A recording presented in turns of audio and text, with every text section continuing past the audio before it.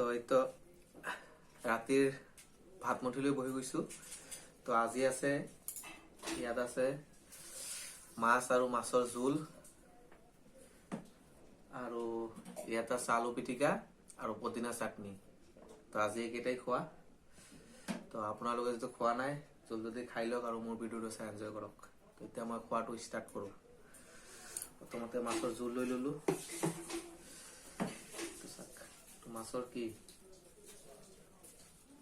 Langur, মাছৰ langur হয়।